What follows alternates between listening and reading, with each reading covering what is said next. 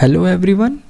तो हम लोग ने पिछले जो पार्ट था उसमें हमने डिस्कस किया था कि हम लोग का सेक्शन क्वेश्चन 1 से क्वेश्चन 10 तक हम लोग ने डिस्कस किया था और उसमें हम लोग ने काफ़ी डिटेल में कुछ चीज़ें देखी थी।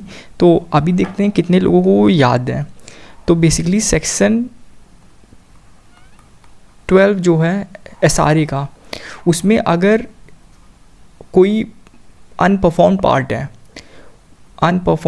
है यार, प्लीज़ हैंड राइटिंग में मत जाइएगा, अनपरफॉर्म्ड पार्ट है और उस अनपरफॉर्म्ड पार्ट के लिए कॉम्पनसेशन देने को रेडी नहीं है, तो क्या ये कॉम्पनसेशन देने के लिए रेडी नहीं है तो क्या इसका स्पेसिफिक परफॉर्मेंस कराया जा सकता है? अगर हाँ तो कौन सी पार्टी करा सकती है, और अगर नहीं तो फिर तो क्वेश्चन ही नहीं बनता ये। फिर उसके बाद सेक्शन नंबर 14 में कौन सी वो 4 कंडीशन है जिसमें जो है स्पेसिफिक परफॉर्मेंस नहीं कराई जा सकती है। आपसे मैंने बोला था कि सप्लीमेंटल प्रोसीडिंग्स हम लोगों ने सीपीसी में पढ़ा था, तो वो कौन से सेक्शन में है और वो कौन से 5 प्रोविज़न है जिसको सप्लीमेंटल प्रोसीडिंग कहा गया है। मैंने आस्क सीरी करके आपको एक ट्रिक भी बताई थी जिससे आप वो 5 याद कर सकते हैं। तो वो अब उसके बाद हम लोग ने गारंटी, कॉन्ट्रैक्ट ऑफ गारंटी और इंडेमनिटी पढ़ा था। तो कॉन्ट्रैक्ट ऑफ गारंटी और इंडेमनिटी में जो कॉन्ट्रैक्ट ऑफ गारंटी, उसमें जो श्योरिटी का लाइबिलिटी होती है वो प्राइमरी होती है या सेकेंडरी होती है, पहली चीज़ ये बताएं। दूसरा चीज़ ये बताएं कि कॉन्ट्रैक्ट ऑफ इंडेमनिटी किस सेक्शन में है। और हम लोग ने डिस्कस किया था कि जो राजस्थान रेंट कंट्रोल है उसमें इंस्पेक्शन अगर लैंडलॉर्ड को करना है तो वो 3 मंथ में कितनी जो है कर सकता है जो है इंस्पेक्शन, तो ये आपको बताना है। हम लोग ने एसआरए में सब्स्टिट्यूटेड परफॉर्मेंस के बारे में पढ़ा था, तो उसमें कितने दिन की नोटिस होती है। आपको ये सब का जो है आंसर जो है पिछले वीडियो में मैंने बताया था, आई होप आप सब बता पाए होंगे। अब चलते हैं हम लोग इसमें, तो 11 से हम लोग स्टार्ट करेंगे। तो इसमें जो क्वेश्चन है, under which section it is provided that in all civil proceedings husband और wife of any party to the suit shall be a competent witness। अब इसमें competent witness की बात हो रही है और साथ में बात हो रही है कि सेक्शन जो आपका सेक्शन हस्बैंड और वाइफ है उससे जो रिलेटेड चीज़ें हैं उसके बारे में ये डील करता है। तो अब इसमें आप जब आप ये पढ़ रहे हैं तो आपके पास ये होना चाहिए कि पहले आपको पता होना चाहिए कि भाई कॉम्पिटेंट विटनेस के बारे में क्या कहता है हमारा, एक सेकंड, हाँ, कॉम्पिटेंट विटनेस। तो पहली बात तो इंडियन एविडेंस एक्ट डील करता है विटनेस से। वो सेक्शन 180 में बोलता है कि all persons are capable of testifying in a case. तो मतलब सारे ही लोग विटनेस हो सकते हैं, लेकिन कंडीशन क्या है, 2 कंडीशन है। पहला कि वो क्वेश्चंस को समझ सकें, अंडरस्टैंड कर सकें। दूसरा कि वो लोग रीज़नेबल आंसर दे सकें। ये बोलता है रीज़नेबल आंसर दे सकें। ये 2 प्री कंडीशन है किसी को भी टेस्टिफाई करने का। तो अब इसमें तो वाइफ भी आ जाती हैं, बट थोड़ा होल्ड कीजिए क्योंकि बाद में कुछ एक्सेप्शंस भी दिए गए हैं। तो इसमें ऑल पर्सन्स जो है वो केपेबल हैं टेस्टिफाई करने के लिए, प्रोवाइडेड क्वेश्चन को समझ सकें, रीजनेबल आंसर दे सकें। इसका एक्सप्लेनेशन खुद कहता है कि इवन ल्यूनेटिक जो है वो भी जो है केपेबल है टेस्टिफाई करने का। फिर सेक्शन 119 जो है ये बोलता है कि अगर कोई इंसान बोल नहीं सकता है और उसको टेस्टिफाई करना है तो वो लिख करके जो है टेस्टिफाई कर सकता है, और उसका ये जो रिटन स्टेटमेंट है इसको ओरल टेस्टिमनी माना जाएगा। और ये मुझे लगता है ये डीजीएस में पूछा गया था या फिर हरियाणा डीजीएस में पूछा गया था। ये डीजीएस में 2023 में पूछा गया है, तो इस वजह से ध्यान रखिएगा। अब फिर उसके बाद जो है कुछ एक्सेप्शंस शुरू होते हैं। जैसे सेक्शन 120 कहता है कि भाई सिविल प्रोसीडिंग में हस्बैंड और वाइफ जो हैं वो कॉम्पिटेंट विटनेस हैं। तो ये जो है आपका सेक्शन 120 बोलता है। और क्वेश्चन में भी जो है यही पूछा गया था कि सिविल प्रोसीडिंग में हस्बैंड और वाइफ कॉम्पिटेंट विटनेस हैं, ये कहाँ बोला गया है, तो ये सेक्शन 120 में बोला गया इस चीज़ के बारे में। फिर आपका सेक्शन, अगर आप इसी में हम लोग थोड़ा सा आगे भी देख लें, सेक्शन 120, अब सेक्शन 121 बोलता है, सेक्शन 121 बोलता है कि जज और मजिस्ट्रेट जो होते हैं वो अगर कोई ऑफिशियल कैपेसिटी में उनको कोई चीज़ पता है तो उनको जो है कंपेल नहीं किया जा सकता है टेस्टिफाई करने के लिए बिना स्पेशल ऑर्डर के। स्पेशल ऑर्डर के साथ जो है इनको जो है कंपेल किया जा सकता है, बट एक कंडीशन ऐसी है कि अगर इनके प्रेजेंस में कोई चीज़ हुई है और तब जो है इस जो चीज़ जो इंसिडेंट इनके प्रेजेंस में हुआ है उसके लिए इनको जो है टेस्टिफाई करवाया जा सकता है, ये सेक्शन 121 कहता है। अब सेक्शन 122 इम्पॉर्टेंट है, मैंने इसलिए बता रहा हूँ क्योंकि वाइफ की बात इस बार हो चुकी है, फिर से हो सकती है कि जिसमें ये कहा गया कि हस्बैंड को वाइफ के और वाइफ जो है मतलब स्पाउस को एक दूसरे के खिलाफ जो है टेस्टिफाई करने के लिए कंपेल नहीं किया जा सकता है। कब? अगर कोई इन्फॉर्मेशन इनको इस वजह से मिली है क्योंकि ये शादी के बाद जो है, पहली बात तो मैरिज सब्सिस्टेंस में होनी चाहिए कि अगर शादी के टाइम पर इन लोग ने एक दूसरे से कोई चीज़ शेयर की है तो ये जो चीज़ शेयर की है इसको लेकर के ना कंपेल किया जा सकता है ना अलाउ किया जा सकता है, ना अलाउ किया जा सकता है, ये दोनों चीज़। लेकिन इसके भी एक्सेप्शंस हैं और आपको हमेशा एक्सेप्शंस पे थोड़ा ज़्यादा ध्यान रखना है। इसका 3 एक्सेप्शन है। पहला ये कि अगर सामने वाली पार्टी ही कंसेंट दे दे, जिसके खिलाफ आप देने जा रहे हैं वो कंसेंट दे दे। दूसरा है कि अगर ऐसा है कि जो सूट है वो इन्हीं दोनों पार्टीज़ के बीच में ही है। और तीसरा ये है कि अगर जो प्रोसीडिंग है मतलब क्रिमिनल केस है वो इस चीज़ के लिए है कि एक पार्टी ने दूसरे पार्टी के अगेंस्ट में कोई ऑफेंस किया है तो उस चीज़ से रिलेटेड। तो यहाँ पे आप जो है इन तीनों से रिलेटेड जो चीज़ें हैं जो बात की गई हैं वो जो है आप जो है कोर्ट में टेस्टिफाई कर सकते हो। तो ये यहाँ तक था। अब फिर उसके बाद सेक्शन 123, 124, 125, 126, 127, 128 ये सब बात करते हैं इन्हीं चीज़ों की और आपको अच्छे से इनको तैयार करके जाना है क्योंकि इस बार एक चीज़ से पूछा गया, अगली बार दूसरे से पूछा जा सकता है। तो ये हम लोग ने 120, 121, 122, 126 बेसिकली ये है कि अगर आप अटॉर्नी हो तो अपने क्लाइंट से जो चीज़ें हुई हैं आप उसको जो है जाके नहीं बताओगे कोर्ट में, और इसके खुद के कुछ एक्सेप्शंस हैं। और ये भी डीजीएस में आया था, डीजीएस 2023 में, कि जैसे कि अगर ऑफेंस जो है बाद में कोई ऑफेंस करने जा रहा है तब, या आपके सामने कोई ऑफेंस कर रहा है तब, तो इस चीज़ को आप जो है बता सकते हो। तो ये जो है आपका 126 में जो है आपका बात करता है। और फिर आपका question number 12, pending proceeding in a representative suit the dispute is settled between plaintiff and defendant. Suit pending है, रिप्रेजेंटेटिव सूट है वो पेंडिंग है और डिस्प्यूट सेटल कर लिया प्लेंटिफ और डिफेंडेंट ने। They jointly filed an application to record settlement which was allowed. फिर उन्होंने उस एप्लीकेशन फाइल किया कि जो सेटलमेंट हुआ है इसको जो है आप जो है इस डिक्री में चेंज कर दो। तो suit was decreed in terms of settlement दे दिया गया। Is any procedure irregularity. अब ये क्वेश्चन यार, पहली चीज़ तो ये है कि जैसे जैसे सीपीसी में हम पीछे जाते जाते हैं हमारे इंटरेस्ट भी ख़त्म होता जाता है। ये ऑर्डर 23 रूल 3B से है क्वेश्चन, तो एक सेकेंड। तो ऑर्डर 23 जो है बात करता है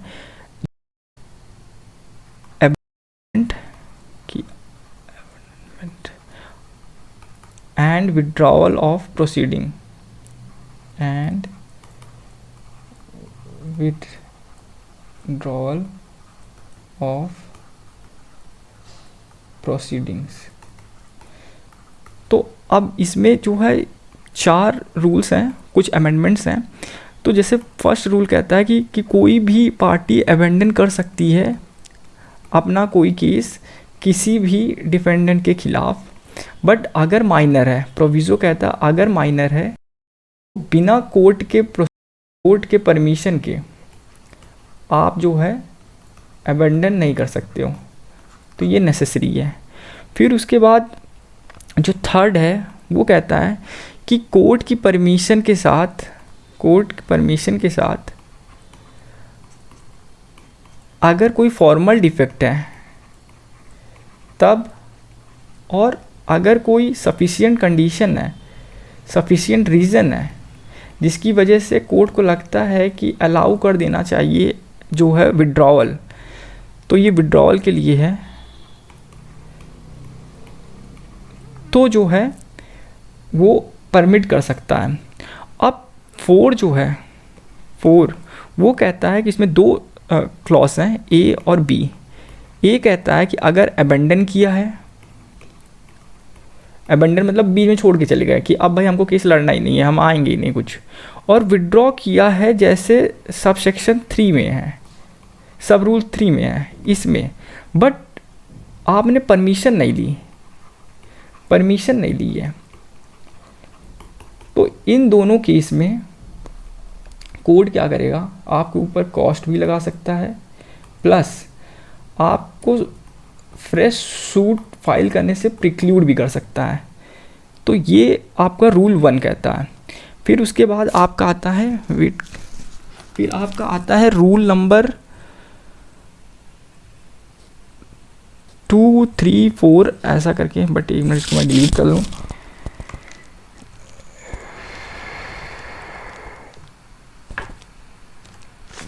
हाँ, तो फिर उसके बाद आपका आता है और next rule 2, rule 3, rule 3A, 3B। तो अब बेसिकली रूल 2 तो कुछ नहीं कहता।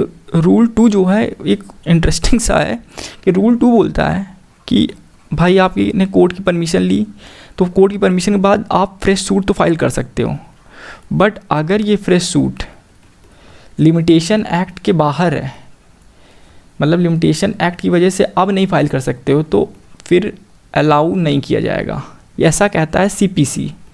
बट अगर आप लिमिटेशन एक्ट पढ़ोगे तो लिमिटेशन एक्ट बोलता है कि इवन ये चीज़ भी अलाउ की जा सकती है,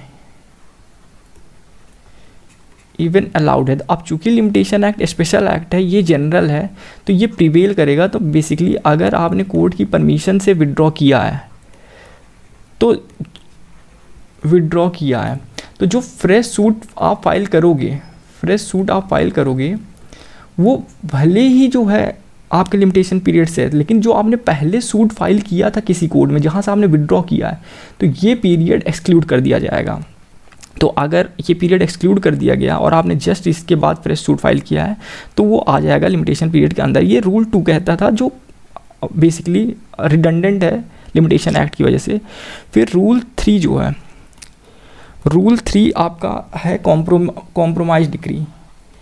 अब कॉम्प्रोमाइज डिक्री क्या है कि अगर दोनों पार्टीज़ ने लॉफुल एग्रीमेंट कर लिया कि भाई कोर्ट तो डिसीजन देगा 5 साल बाद, 10 साल बाद, हम आपस में ही कुछ समझौता कर लेते हैं, और ये लॉफुल एग्रीमेंट के बाद आपने कोर्ट में जाके ये फाइल कर दिया, तो ये साइन होना चाहिए, रिटन होना चाहिए। वैसे रिटन नहीं है तो साइन कैसे हो सकता है, तो रिटन और साइन दोनों होना चाहिए। फिर कोर्ट जो है अगर देखेगा लॉफुल है तो तुरंत इसको as a compromise decree pass कर देगा।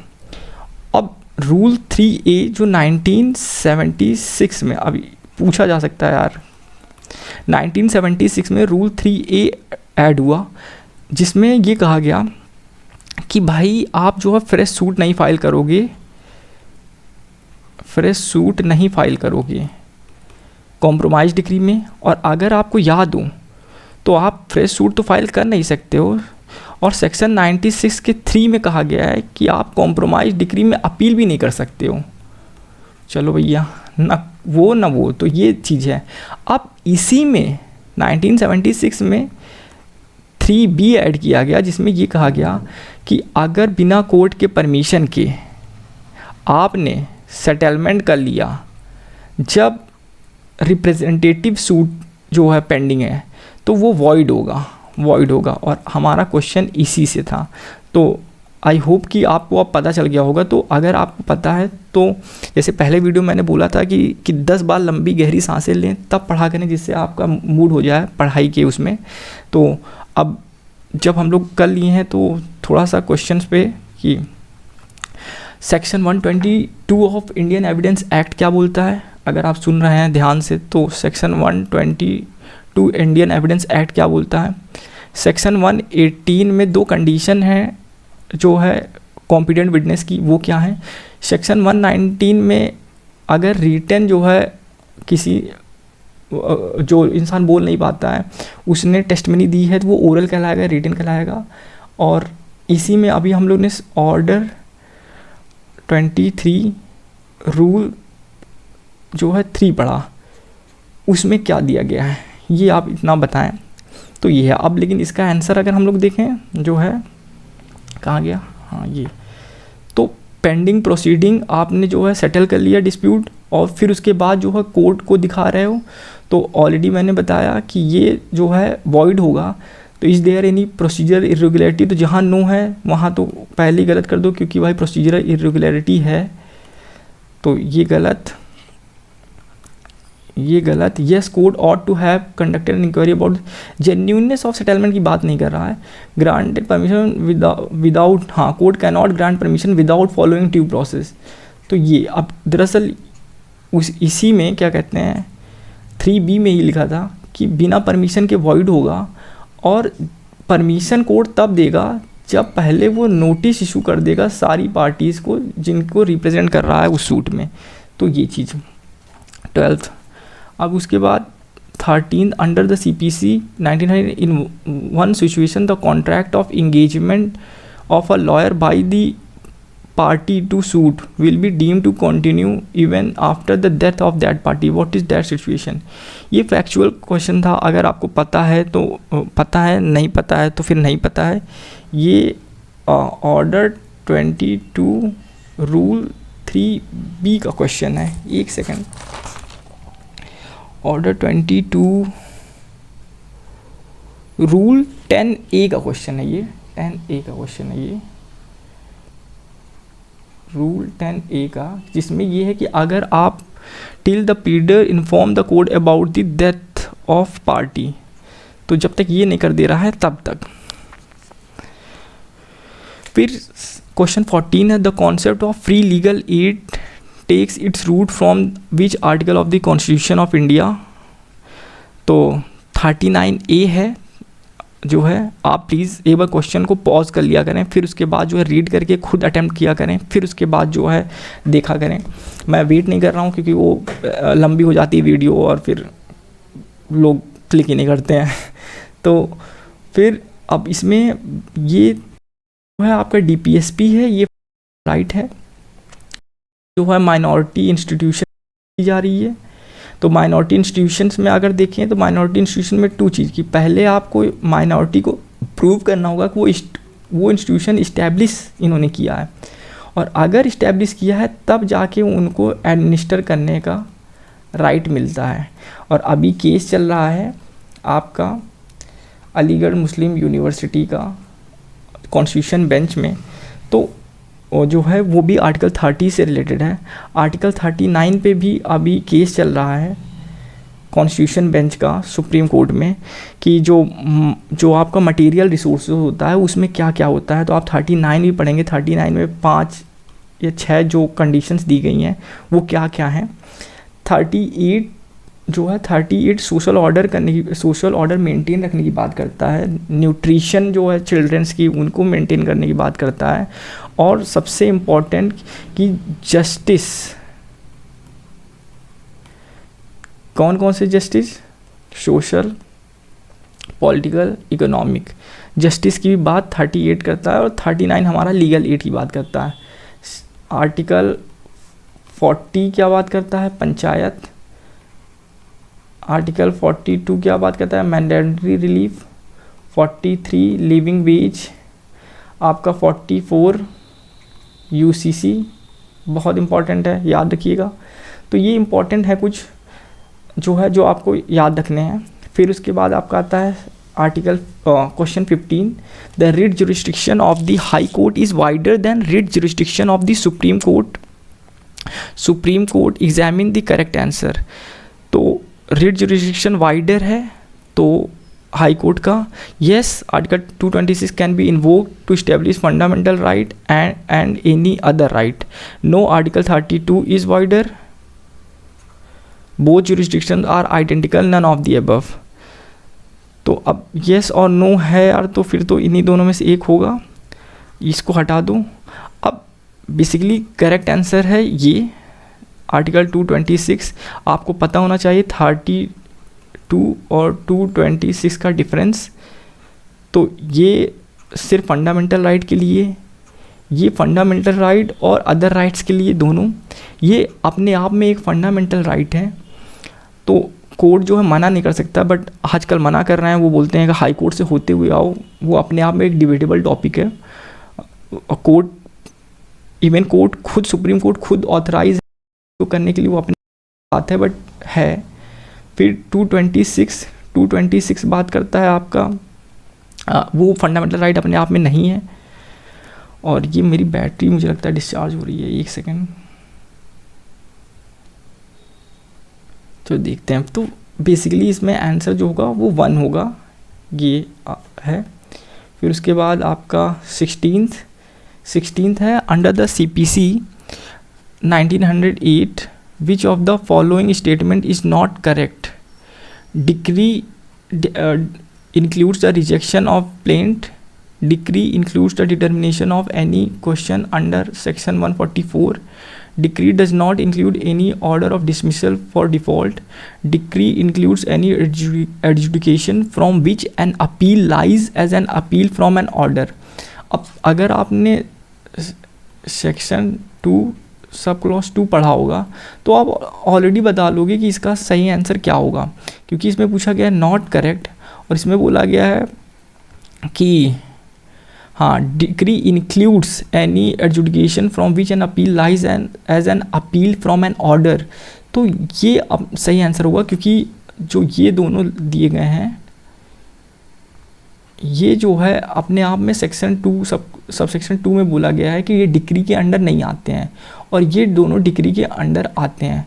अब आपको थोड़ा सा पता होना चाहिए कि रिजेक्शन ऑफ प्लेंट जो है ऑर्डर 7 रूल 11, और उसमें जो कंडीशंस दी गई हैं उसमें बताया गया कि इवन अगर प्लेंट जो है सिर्फ प्लेंट देख करके भी कोर्ट चाहे तो रिजेक्ट कर, चाहे क्या कोर्ट रिजेक्ट कर देगा, आपके डिसमिस कर देगा आपके सूट को, और फिर आपको परमिट भी नहीं करेगा दोबारा जो आप फ्रेश सूट डालने के लिए।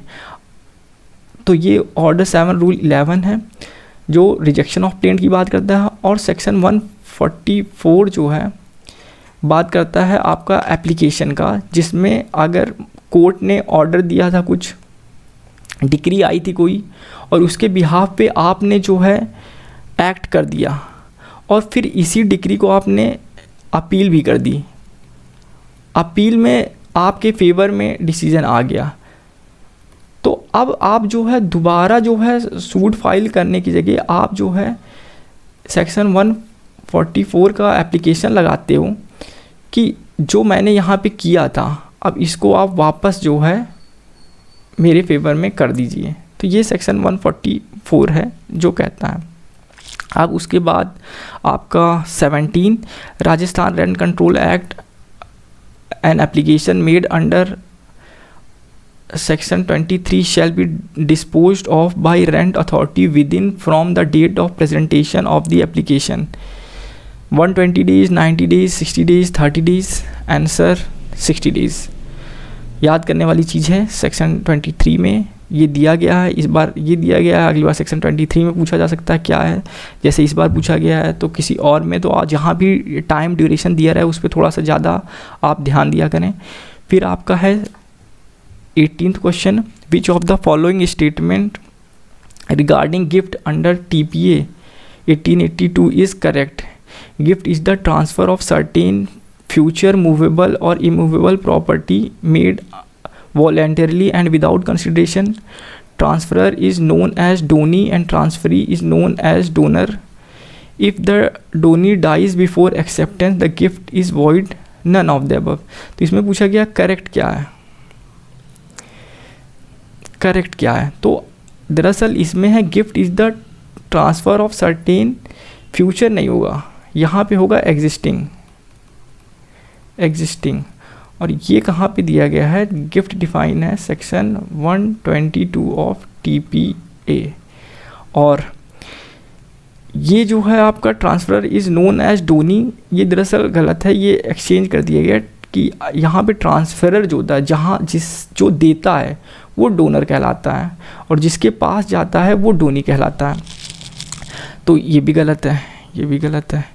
और फिर if the donee dies before acceptance the gift is void, ये सेक्शन 122 में दिया गया है कि डोनर और डोनी दोनों ही जिंदा रहने चाहिए जब एक्सेप्टेंस हो रहा है, तो वो चीज़। अब इसी में सेक्शन 123 जो है, एक सेकेंड, सेक्शन 123 बोलता है कि कैसे जो है गिफ्ट जो है ट्रांसफ़र किया जाएगा। तो इसमें बोलता है कि अगर इमूवेबल है, इमूवेबल है तो इमूवेबल में दो चीज़ें आपको ध्यान रखनी है। पहला कि भाई ये कंपलसरी है कि आप जो है इसको रजिस्टर कराओ, रजिस्टर्ड इंस्ट्रूमेंट से ही होगा। और दूसरा चीज़ कि मिनिमम 2 विटनेसेस होने चाहिए, ये इम्पॉर्टेंट है। 2 विटनेसेस, दोनों में से कोई भी आ सकता है क्वेश्चन। और अगर मूवेबल है तो ये डिस्क्रिशन में हो जाता है कि आप चाहो तो रजिस्टर कराओ और विटनेस रखना चाहो तो रखो, ये दोनों चीज़ें। ये है आपका सेक्शन 123। अब section question number 19, according to dash of interpretation the meaning of a word is to be जज by the company it keeps. अब ये कौन सा इंटरप्रिटेशन है, ये बात करता है। तो बेसिकली मिस्चीफ रूल होता है कि किसी चीज़ को अगर ख़त्म करने के लिए कोई स्टैट्यूट आया है तो हम देखेंगे क्या कोई लैकुना है या डिफेक्ट है उसके अंडर और उस हिसाब से इंटरप्रेट करेंगे।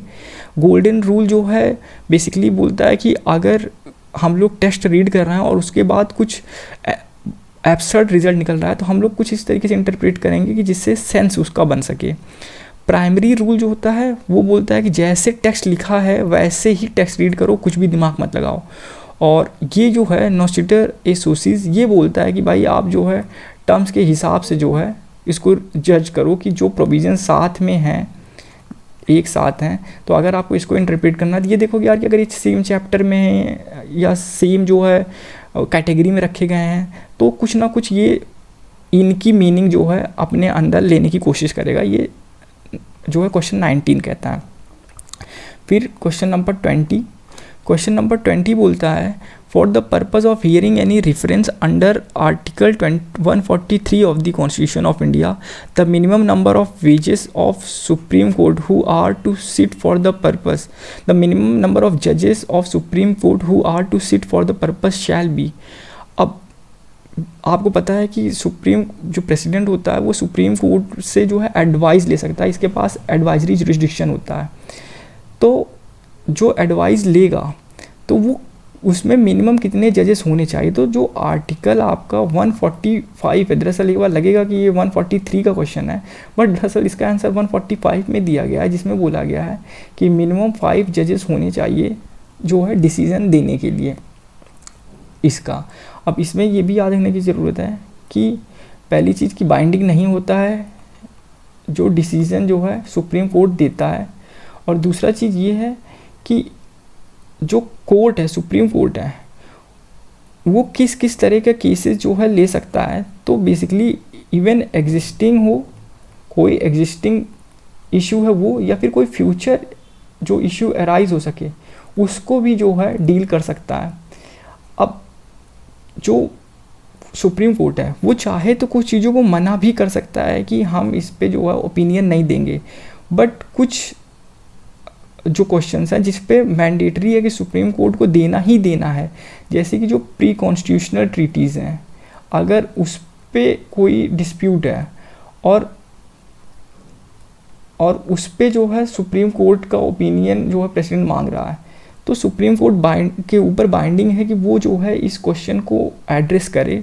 अब लेकिन जो जवाब है वो बाइंडिंग है कि नहीं बाइंडिंग है वो अलग बात है, बट सुप्रीम कोर्ट को क्वेश्चन का जवाब देना तो मैंडेटरी है। तो ये हमारा हो गया सेक्शन क्वेश्चन 20। ओके, फिर नेक्स्ट जो है पार्ट जो है हम लोग उसमें डील करेंगे अगले वीडियो में।